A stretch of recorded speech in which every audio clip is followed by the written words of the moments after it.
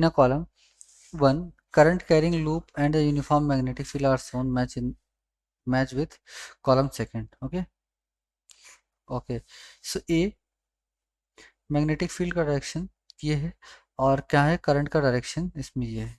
तो फोर्स बताना है तो फोर्स हम जानते हैं कि current carrying closed current carrying loop पे क्या होता है मैग्नेटिक फोर्स जीरो होता है। ठीक है, यानी कि कैसे जीरो होता है, जैसे क्या होता है अपना कि डीएल वेक्टर क्या क्लोज कर्व के लिए कि हमेशा क्या आता है जीरो आता है, इसीलिए सबका पहले तो ए है ना, बी सी एंड डी, ए का भी पी, बी का भी पी, सी का भी पी एंड डी का भी पी।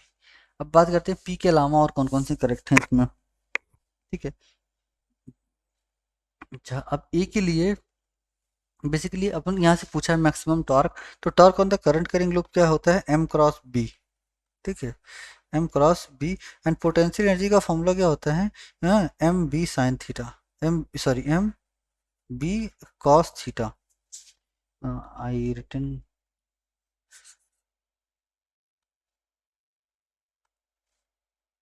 इज टू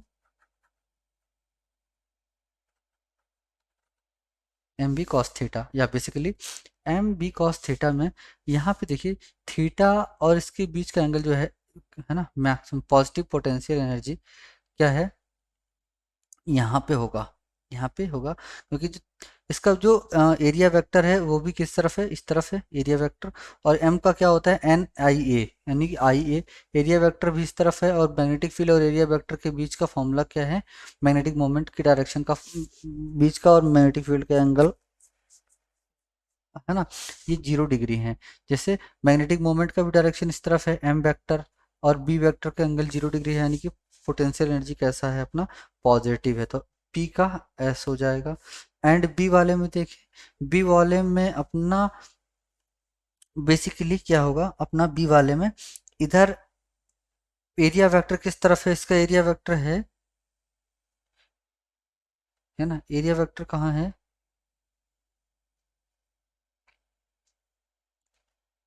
ओके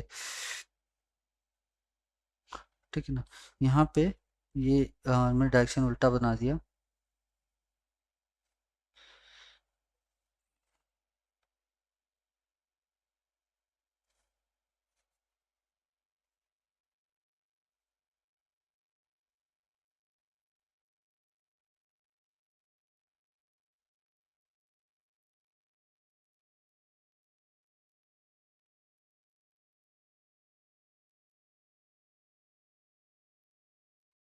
यहाँ पे ये इस डायरेक्शन में होगा क्या, इसका एरिया वेक्टर।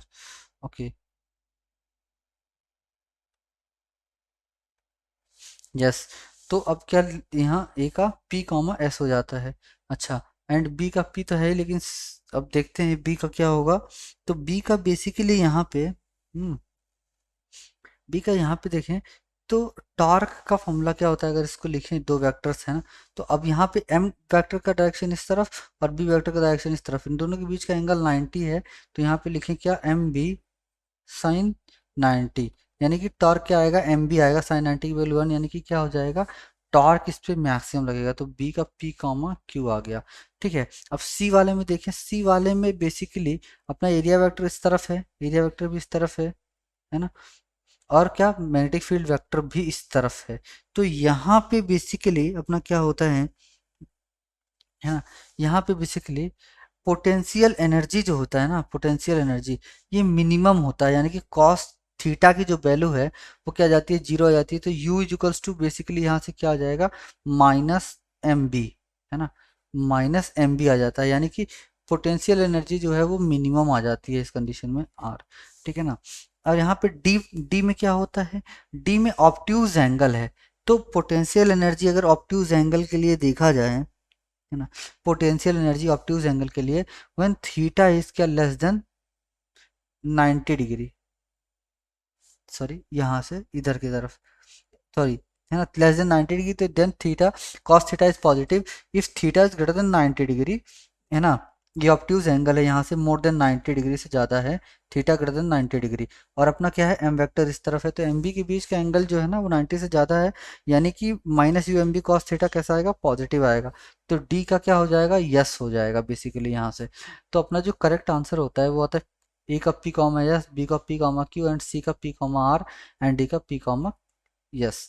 ठीक है, this is the correct answer. So best of luck.